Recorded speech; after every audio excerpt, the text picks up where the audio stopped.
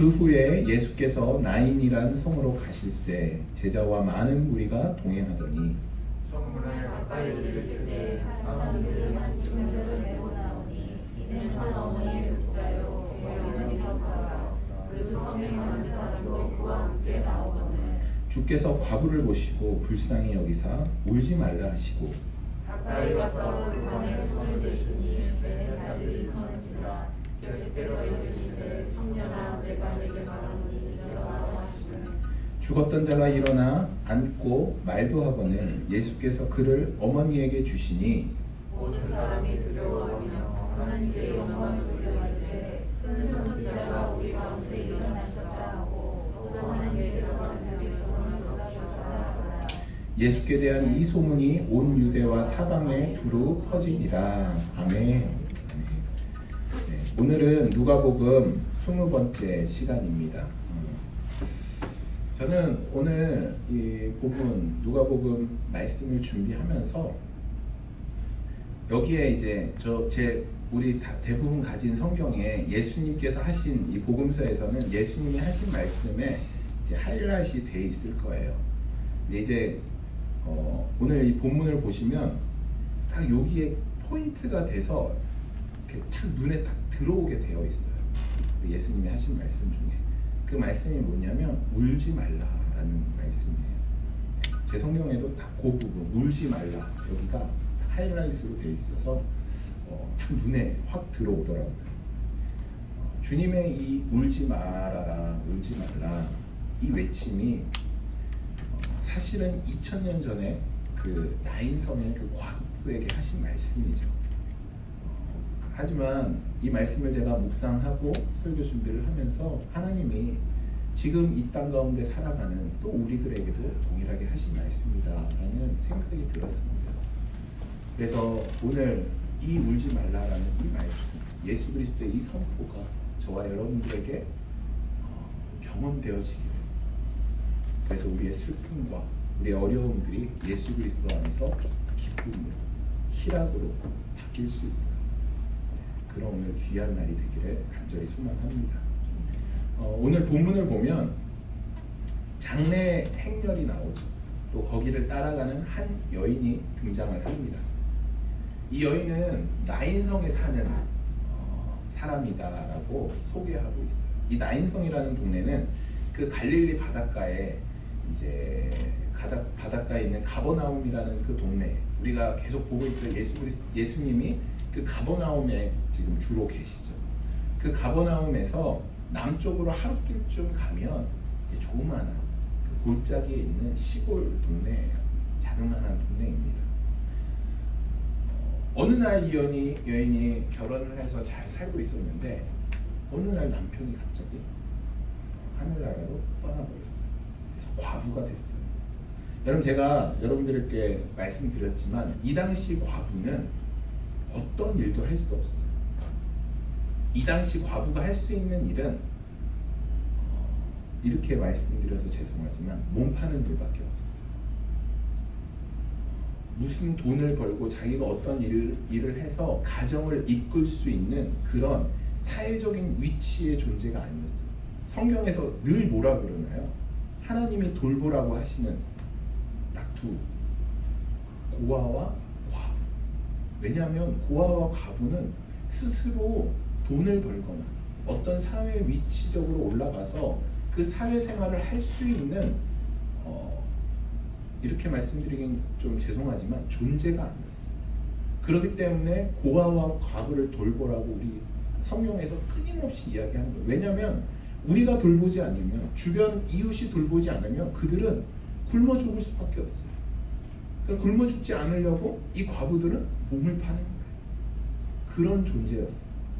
그렇기 때문에 이 과부는 그 극심한 시련과 가난, 정말 찌든 가난 가운데 사는 존재들이었어요. 그런데 이 과부에게는 아들이 있었어요. 그러니까 이 과부의 희망이 누군가요? 아들이죠. 이 아들이 성인이 돼서 이제 돈을 벌고 그런 집안 가정을 보살필 수 있어요. 그러니까 이 과부는 이 아들만 바라보는 거예요. 얘만큼이야. 작은 얘만 크면 이제 우리 형편이 좀 나아질 수 있어. 이 지긋지긋한 가난에서 벗어날 수 있어 라는 생각을 그 당시는 충분히 할 수 있죠. 오늘 본문에 의하면 예수님께서 이 과부의 아들을 놓고 청년아라고 부르셔요. 청년아라고 부르는 것은 이제 이 아들이 성인이 되었다라는 것이에요. 이제 성인이 얼마 안 남았다라는 것이죠. 그 나이에 도달했다라는 것이에요. 과부인 어머니로서 이제 든든한 이 가정에 기둥이 생기는 거예요. 기둥이. 얼마나 기대했겠어요. 얼마나 이 기대에 부풀었겠어요. 그런데 이 과부의 위로, 이 과부의 소망이, 이 과부의 모든 것이었던 이 아들이 오늘 본문에 보니까 죽었어요. 희망이었던 이 아들이, 그 아들만 보고 살아왔던 그 과부의 아들이 죽게 되었어요. 얼마나 울었겠어요. 얼마나 이 삶이 좌절이 됐겠어요. 그냥 세상 무너지는 거예요. 동네 사람들이 이 아들이 죽었다라는 소식을 듣고 이 과부의 집에 모였겠죠. 여러분 어떻게 생각했겠어요? 이 동네 사람들이 이 과부를 보면서, 야 무슨 팔자가 저렇게 사납나, 야 자기 남편도 우리 한국식으로는 이렇게 얘기하죠. 잡아먹었다. 남편 잡아먹고 자녀 잡아먹고, 야 무슨 팔자가 이렇게 사납나. 동네 사람들이 아마 그렇게 수군거렸을 수도 있었겠죠. 아마 이 과부는 절망의 끝을 경험했을 거예요. 아마 그 사실도 믿어지지 않았을 거예요. 왜냐하면 지금 이 장례 행렬이라고 하잖아요. 이 장례 행렬은 우리나라는 대부분 사람이 죽으면 뭐 3일장, 5일장 그리고 뭐 며칠 동안 그런 시간들을 갖고 이렇게 하잖아요. 그런데 이스라엘은 날씨가 덥잖아요. 그래서 절대 사람이 죽으면 하루를 잊지를 않아요. 바로 관에 실어서 바로 무덤으로 가요. 그날을 넘기지 않아요. 그렇기 때문에 오후 5시나 6시쯤 죽으면 바로 죽은 사람을 바로 메고 나가요. 그래서 장례 행렬에는 앞쪽에는 여자를 세워요. 앞쪽에 장례 행렬, 이스라엘의 장례 행렬. 이렇게 얘기해서 여자분들에게 죄송하지만 왜 앞쪽에 세우냐면 여자를 통해서 죄가 들어왔다고 해서, 죄송합니다. 저는 그렇게 생각하지 않습니다. 이스라엘이 이렇다고요. 그래서 여자들을 앞에 세워요. 그리고 남자들을 이제 그 관을 들고 이렇게 뒤에 세우고, 그 뒤에는 호객들을 이제 돈으로 불러요. 그래서 이렇게 곡하는 사람들을 이제 돈으로 해서 피 비치고 이렇게 하면서 곡을 하게 하는 거죠. 그 행렬이에요. 그게 뭐 며칠 뒤의 일이 아니라 바로 죽은 당일날 그 모든 일들이 일어난다는 거예요. 그렇기 때문에 지금 이 과부는 오늘 이 아들이 죽은 거예요. 오늘. 그러니까 이 아들이 죽었나, 이것이 사실 받아들여지지 제가 볼 때는 않았을 것 같아요. 여러분, 저는 이런 상상을 해봤어요. 지금 이게 어떤 장면이냐면, 이제 장례 행렬, 그 막 곡하고 하는 그 장례 행렬이 쫙 성 밖을 나가는 거예요. 나인성이라는 성이 있는데 그 동네가 이제 성벽으로 이제 쌓여 있겠죠. 거기를 이제 나가는 거예요. 왜냐면 무덤으로 가야 되니까. 그리고 지금 어떤 장면이 또 도달하고 있냐면, 예수님이 이 나인성을 향해서 들어오고 계세요. 장례 행렬은 나가고 예수님의 행렬은 들어오고, 그러다가 거기서 만나게 되는 거예요. 제가 이 말씀을 준비하면서 어떤 생각이 들었냐면, 여러분 지금 하나님의 아들이신 생명의 주 되신 예수님이 많은 사람들을 데리고 지금 나인성을 향해서 들어오고 있어요. 그럼 한번 상상해 보세요. 그런데 성문 입구에 왔을 때 반대편에서는 누가 있었냐면 죽음의 행렬을 만나고 있었어요. 생명의 주 되신 행렬과 죽음의 행렬이 만나고 있는 거예요. 이 죽음의 행렬을 주관하는 자는 누구죠? 이 죽음을 주관하는 사탄이죠. 사탄. 이 사탄은 자기가 이긴 것처럼, 야, 또 죄의 아들, 내가 이 죄인들, 이 하나님을 떠난 이 사람들을 내가 잡고 있다, 묶고 있다, 얼마나 의기양양했겠어요. 이 사탄은 자신의 전리품인 마냥 지금 이 청년을 끌고 나가는 거예요. 죽음으로. 그리고 통곡하는 사람, 그 죽음을 슬퍼하는 사람을 다 이끌고 얼마나 의기양양하면서 사탄이 있었겠어요. 자기가 승리한 것처럼. 그렇게 나인성을 나오려고 하는 그 찰나에 생명의 주 되신 예수 그리스도를 만나는 거예요. 그 생명의 근원 되신 예수님, 행렬, 죽음의 행렬, 생명과 죽음의 만나는 거죠. 여러분, 이렇게 생명의 주 되신 예수님께서 죽음의 행렬을 보고 그냥 지나가지 않으셔요. 뭐야 하고 그냥 지나가지 않으셔요. 못 본 척하지 않으셔요. 예수님이 그 죽음의 행렬을 멈춰서요. 그리고 슬피 우는 그 과부에게 주님의 시선이 맞춰져요. 그리고 거기에 수많은 백성들이, 수많은 사람들이 있었지만 예수님의 시선은 울고 있는 그 과부에게 맞춰져 있어요. 그리고 그 과부에게 다가가셔서 이렇게 말씀하셔요. 얘야, 울지 말아라. 생명의 주 되신 우리 예수 그리스도께서 그 죽음의 행렬 그 한가운데 가셔서 그 죽음에 이끌려 나가는 슬피 울고 있는 그 과부를 향해서 야, 울지 말아라 말씀하시는 거예요. 여러분, 자녀를 잃고 얼마나 진짜 세상이 무너져가는 그런 희망 자체도 없는 그 과부에게 예수님은 더 울어라. 야, 마음껏 울어. 야, 슬프지? 마음껏 울어라 라고 하시지 않았어요. 오히려 울지 마라 이야기 하시는 거예요. 여러분, 예수님이 울지 말라라고 하시는 이 말씀이 빈말인가요? 울지 마라, 이것이 빈말인가요?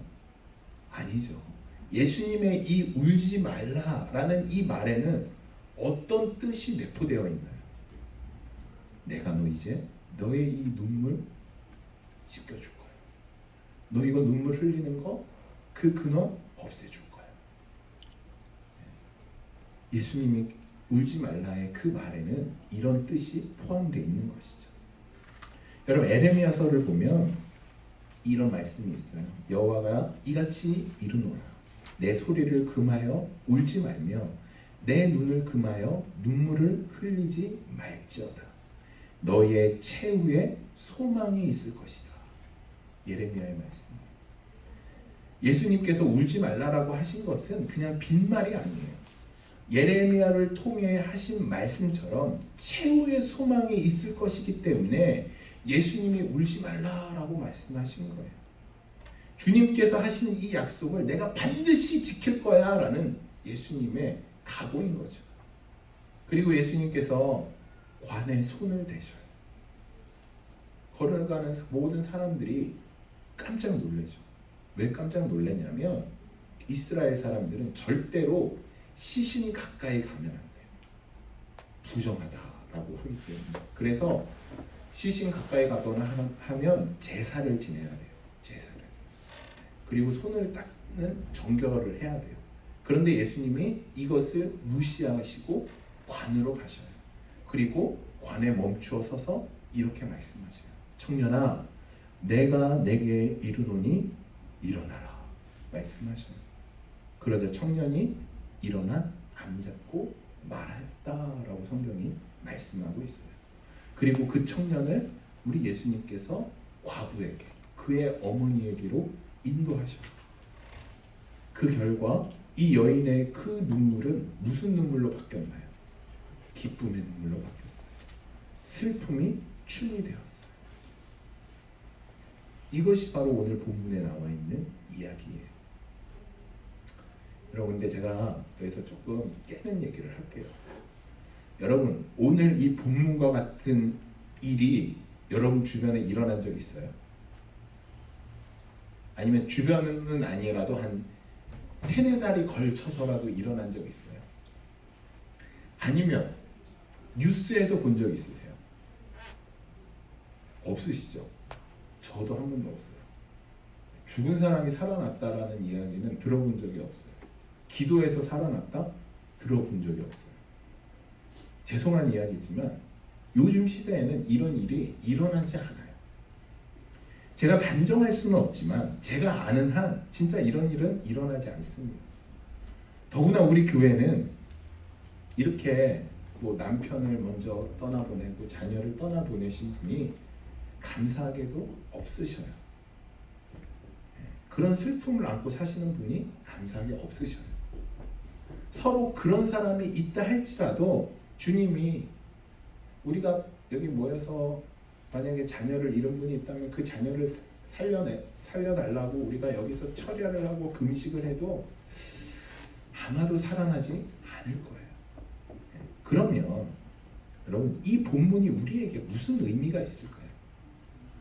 왜 누가는 그의 복음서에서 이 이야기를 여기서 다뤘을까?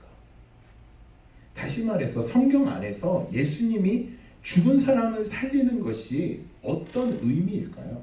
어떤 의미일까? 죽은 사람을 왜 살렸을까? 예수님이. 오늘 저는 여러분과 그것을 함께 나누려고 합니다. 여러분 이 땅에서 모든 사람은 죄로 인해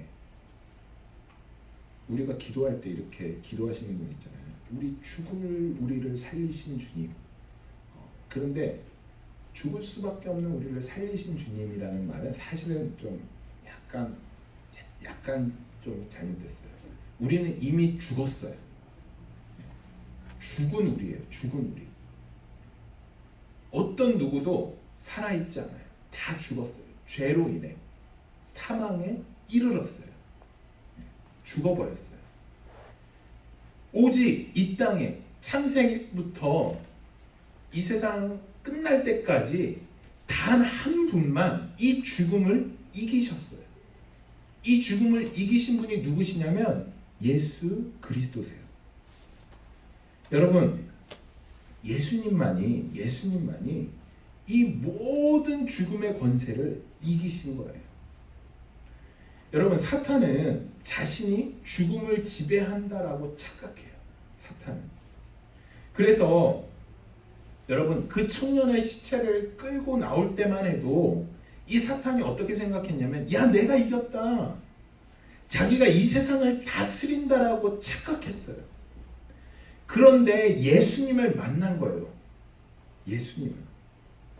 그리고 예수님이 청년아 일어나라 할 때 이 사탄은 자기가 모든 것들을 지배할 거라고 생각하고 이 죽음도 자기가 지배한다라고 생각했는데 예수 그리스도께서 청년아 일어나라 이 말이 선포되어지자 이 사탄이 아무것도 할 수 없어요. 이 죽어서 일어나는 청년을 다시 붙들 수가 없어요. 다시 죽음의 자리로 내려앉힐 수가 없어요. 예수님의 선포가 일어나자. 예수님이 다른 거 한 거 아니에요. 여러분 성경에 보면 예레미야도 죽은 사람을 살려요. 어떻게 하냐면 막 온갖 행위를 다 해요. 먼저 자기 종을 보내서 종으로 하여금 그 죽은 사람 위에 올라가게 하고 뭐 지팡이를 절대 놓으면 안 되고 또 예레미야는 가서 다시 자기가 누워서 기도하고 예수님만 말씀으로 딱 한 말씀 하셔요. 청년아 일어나라. 그 말이 선포되어지자 이 사탄이 아무 손을 쓸 수가 없는 거예요. 오직 주님만이 이 죽음을 이기셨어요. 여러분 로마서 14장 9절에 이렇게 나와 있습니다. 예수님은 죽은 자와 산 자의 주시라. 믿으시나요? 계시록 1장 18절에 예수님은 세세토록 살아있어 사망과 음부의 열쇠를 가지신 분이라. 여러분 요한복음 11장 말씀에 나는 부활이요 생명이니 무릇 살아서 나를 믿는 자는 영원히 죽지 아니하리라. 아멘이시죠? 아멘. 여러분 예수님을 믿는 우리에게 죽음은 없어요. 죽음은 없어요. 육신의 죽음은 우리가 육신의 죽음, 죽었다라고 이야기하는 그 육신의 죽음은 사실은 무엇이냐면 영원한 생명으로 옮겨지는 잠깐의 과정이에요. 우리 믿는 사람들에게는 죽음이 없어요. 왜냐하면 내 안에 살아계신 예수 그리스도께서 이 죽음, 이 사망, 이 음부의 권세를 이기셨기 때문에, 이 열쇠를 가지고 계시기 때문에 여러분, 우리에게 믿는 사람들에게는 죽음이 없습니다. 여러분, 몇 년 전에 저희 외삼촌이 돌아가셨어요. 간암으로 돌아가셨어요. 외숙모와 저희 외사촌들은 되게 독실한 기독교 신자예요. 독실한 기독교 신자인데 외삼촌만 하나님을 믿지 않았어요. 예수님을 믿지 않았어요. 그리고 오히려 이렇게 교회 나가시는 외숙모를 오히려 못 가게 하셨어요. 교회에. 저희가 제 아내랑 이제 결혼을 하고 나서 처음으로 한국에 나갔어요. 처음으로 이제 한국에 나갔는데, 한국에 나갔을 때 저희 외삼촌이 간암이라는 소식을 듣게 됐어요.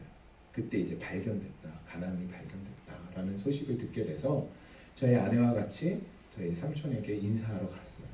인사하러 갔는데 삼촌이 이제 간암이라는 소식을 듣고 얼마나 충격이셨겠어요.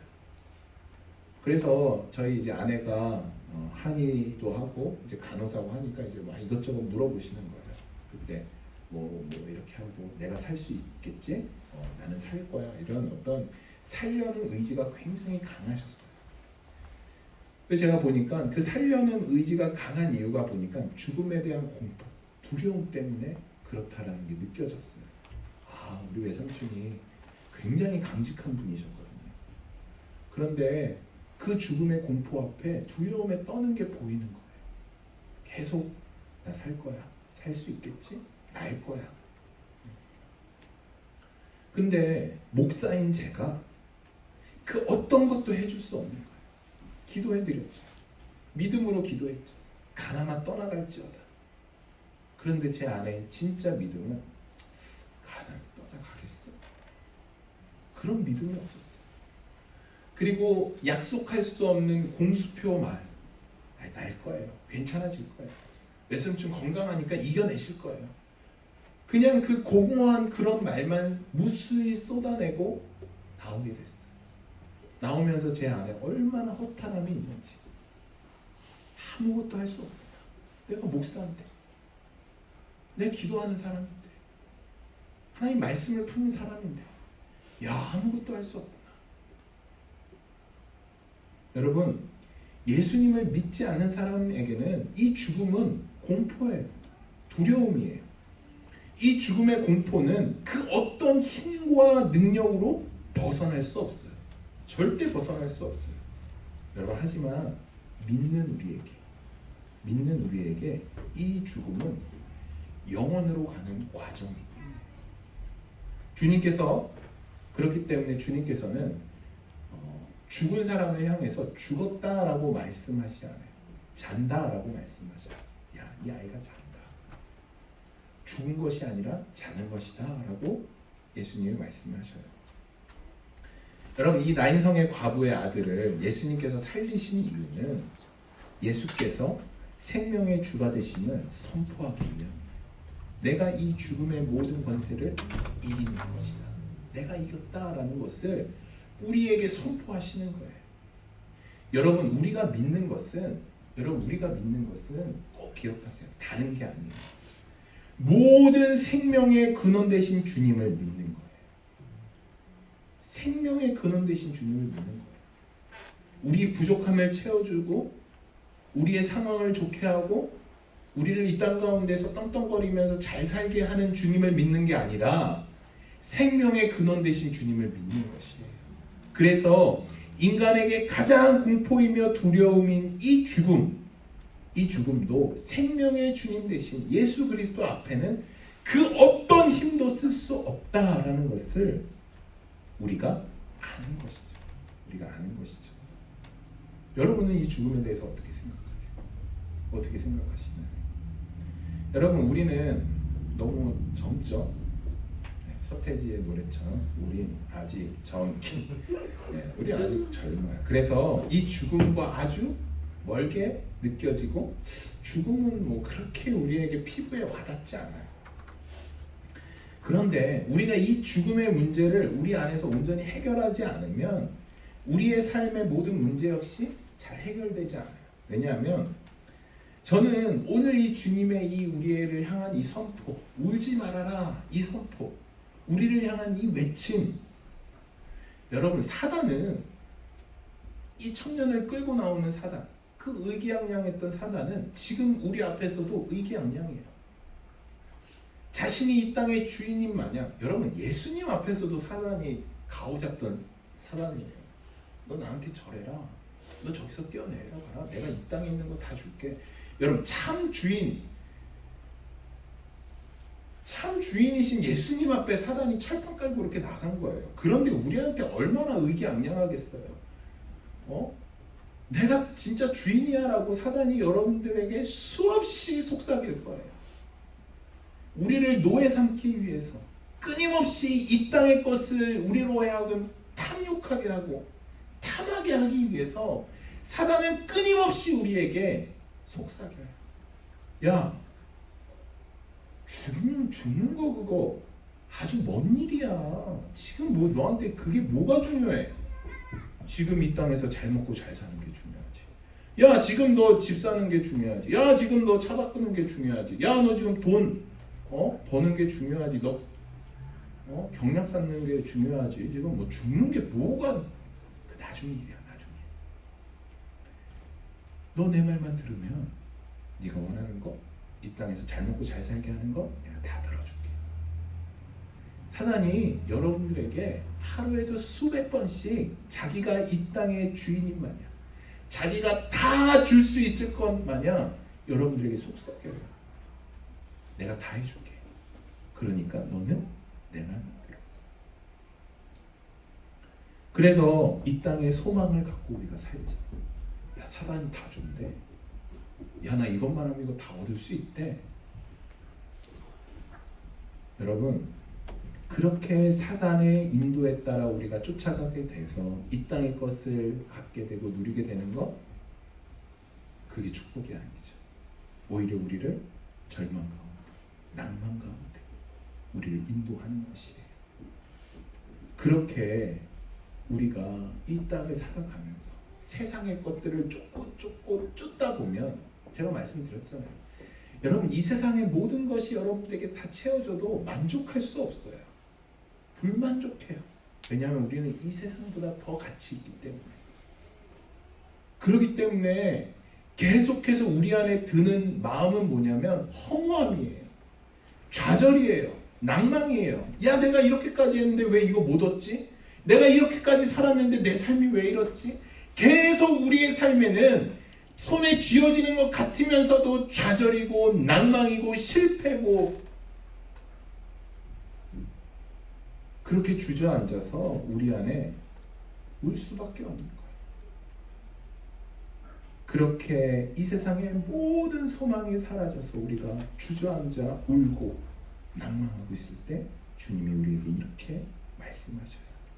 나는 상한 갈 때도 꺾지 아니하며 꺼져가는 심지를 끄지 아니하는 주라. 여러분, 우리 주님은 상한 갈 때도 그냥 함부로 꺾지 아니하세요. 우리한테 야, 너 세상 쫓고 살다가 이렇게 됐지? 아이, 잘 됐다. 내가 내 말 들으라 그랬잖아.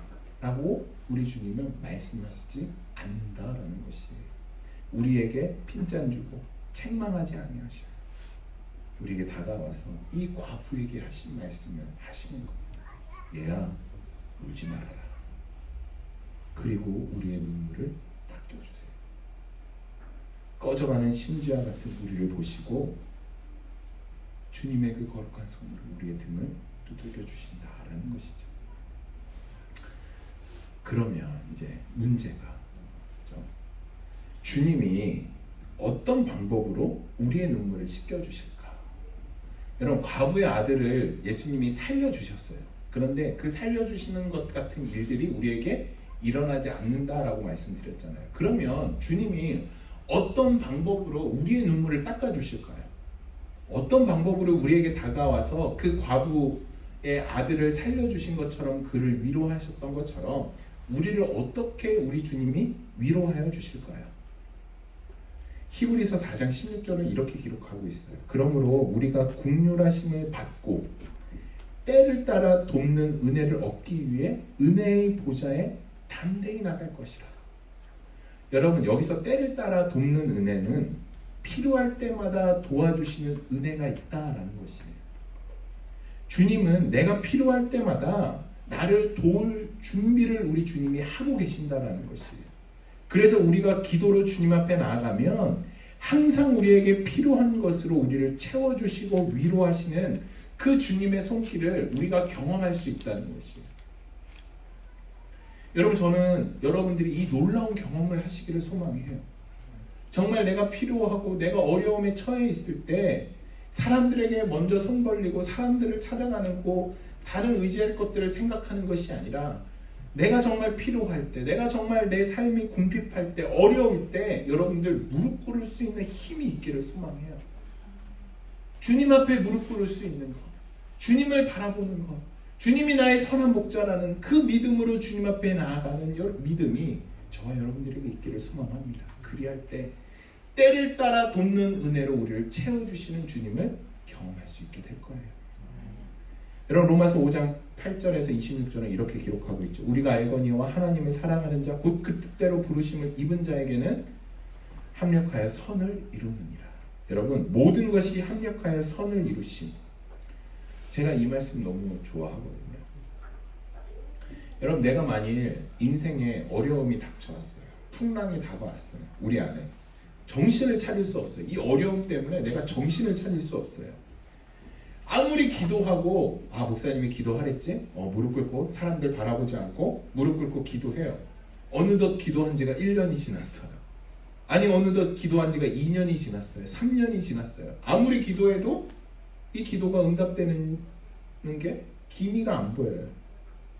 아무리 기도해도 하나님이 들어주시는 것 같지 않아요. 어떤 때는 하나님이 계시지 않는 거 아닌가? 내 기도 안 들어주시는 건가? 라는 의심이 들 때도 있어요. 여러분, 그러면 그럴 때는 하나님 우리를 위로하지 않으시는 건가요? 하나님이 우리 기도 귀막고 계시는 건가요? 하나님이 우리의 눈물을 닦아주지 아니하시는 건가요? 어떤 건가요? 우리의 기도가 응답되지 않아요. 아무리 기도해도 하나님이 전혀 움직일 생각을 안 하셔요. 여러분, 내가 지금 너무 힘들고 어렵고 삶에 대한 이 해답을 얻지 못할 수 있어요. 그런데 여러분, 우리가 믿음으로 바라봐야 할 것은 이 모든 것들이 합력하여 선을 이룬다는 것이에요. 선을 이루는 것. 이것을 우리가 믿어야 돼요. 주목해야 돼요. 어쩌면 시간이 오래 걸릴 수 있어요. 죄송한 말이지만 우리들 당대에서는 보지 못해요. 우리 자녀 때 경험할 수 있어요.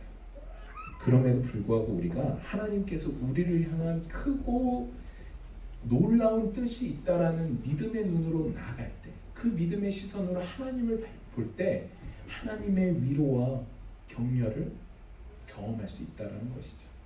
제가 이 얘기만 하고 말씀을 마칠게요. 제가 되게 좋아하는 장면이에요. 룻기. 여러분, 룻기에 나오는 나옴이라는 이제 분이 계시는데, 시어머니 룻의 시어머니 나오미가 있는데, 이 나오미라는 뜻이 뭐냐면 희락이에요. 기쁨, 희락이에요. 그런데 이 나오미의 삶은 전혀 희락이 아니에요. 흉년이 들었어요, 이스라엘 땅에. 그래서 가족을 이끌고 모압 땅으로 가요. 모압 땅이 풍년 이제 좋다라고 생각했으니까. 그래서 모압 땅으로 가요. 그럼 모압 땅에 다 또 가뭄이 일어나요. 그리고 모압 땅에서 심지어 남편을 잃어요. 남편을 잃고 심지어 두 아들까지 잃어요. 그러니까 나오미에게 남는 사람은 누구냐면 며느리 둘밖에 없는 거예요. 며느리 둘밖에. 그래서 이제 다시 남편 잃고 자식 잃고 다시 내 조국 이스라엘로 돌아가야지 하고 이스라엘로 돌아오려고 하는데 이제 첫째 며느리는 떠나가요. 그래서 둘째 며느리 롯을 데리고 이제 이스라엘로 돌아오죠. 얼마나 창피했겠어요. 사람들이 얼마나 손가락질했겠어요. 그래도 그 모든 그런 수치와 이런 것들을 그거 하면서 내려와요. 두 과부가 내려오는 거예요. 여러분, 과부는 그 어떤 일도 할 수 있다 그랬어요? 못한다 그랬어요? 둘 다 못해요. 그래서 그 며느리가 유일하게 한 일이 뭐냐면 남의 땅에 가서 남의 땅에 버려진 이삭을 주는 것이에요. 그리고 그 이삭으로 밥을 먹는 거예요. 그렇게 살아가는 거예요. 너무 비참하죠. 너무 안타깝죠. 그 삶이. 그런데 여러분, 그의 삶이 어떻게 나중에 되는 줄 아세요? 하나님이 그 롯이라는 여인을 통해서 나중에 다윗왕을 계획하시는. 그 당시에는 비참한 인생이었고 안타까운 삶이었지만 주님의 선하신 뜻은 그 안에 있었던 거예요. 비록 그들은 깨닫지 못했지만 그럼에도 불구하고 그들이 놓인 그 삶 앞에서 최선을 다하고 살아갈 때 하나님의 위로와 놀라운 은혜를 경험하게 된 것이죠. 그리고 그의 가문을 통해서 다윗왕이라는 놀라운 왕을 배출하게 된 것이에요. 여러분, 주변 사람들은 물론 우리도 우리 인생이 어떻게 나갈지 몰라요. 그런데 우리가 믿는 것은 무엇이냐면 하나님께서 우리를 향한 선한 뜻이 있다라는 것을 우리가 믿어야 된다라는 것이죠. 그리고 이 모든 것들을 우리에게 슬픈 일, 어려운 일, 고난, 기쁨 이 모든 것들을 우리 주님께서 합력하여서 가장 큰 선을 이루는 그것을 주님이 계획하고 계신다라는 것을 우리가 믿기를 간절히 소망합니다. 여러분, 우리의 눈물은 눈물로 끝나지 않습니다. 우리의 인생이 비록 초라하고 보잘것없지만 주님을 의지하는 자는 결코 눈물이 눈물로 끝나지 않는 것임을 우리가 기억하셔야 돼요. 죽음을 이기신 주님, 생명의 근원 되신 주님을 우리가 믿고 의지하며 나아갈 때 놀라운 그 생명이 우리 안에 있기 때문입니다. 여러분, 우리 이 시간 함께 기도하겠습니다.